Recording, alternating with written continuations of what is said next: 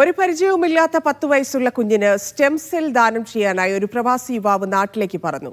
മജ്ജ മാറ്റിവെക്കലിന് കുട്ടിക്ക് ചേരുന്ന അപൂർവ സ്റ്റെം സെൽ ഇദ്ദേഹത്തിൻ്റെതായിരുന്നു. കോഴിക്കോട് മുക്കം സ്വദേശി അംജദാണ് മാതൃകയായത്.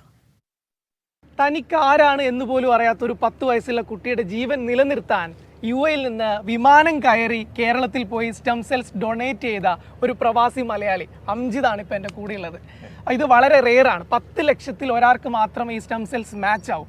അതാണ് ഇതിൻ്റെ കാരണം. ഇതിൻ്റെ ഒരു വാല്യൂ തിരിച്ചറിഞ്ഞ് 3-4 ദിവസം ലീവ് എടുത്ത് നാട്ടിൽ പോയി ഡൊണേറ്റ് ചെയ്ത് തിരിച്ചു വന്ന് വീണ്ടും ജോയിൻ ചെയ്തു.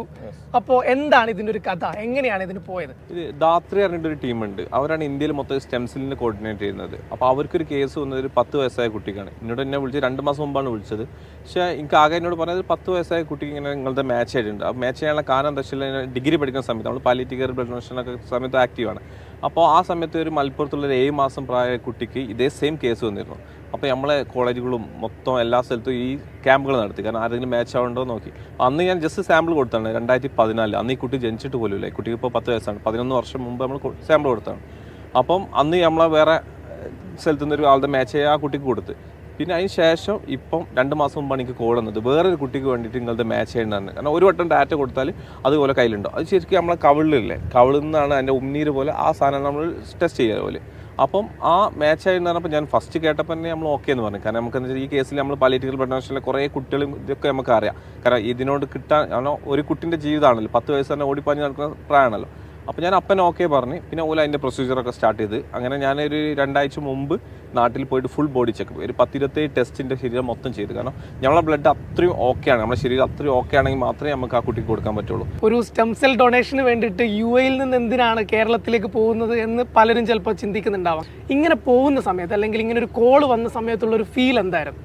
അത് യുഎയിൽ നിന്ന് എന്നല്ല, ലോകത്ത് എവിടെയാണ് ഞാൻ അവിടെ എത്തും. കാരണം വെച്ചാൽ നമ്മളൊരു 5 ഡേ കൊണ്ട് ഒരു 10 വയസ്സായ കുട്ടീൻ്റെ ജീവിതമാണ് രക്ഷപ്പെടുന്നത്.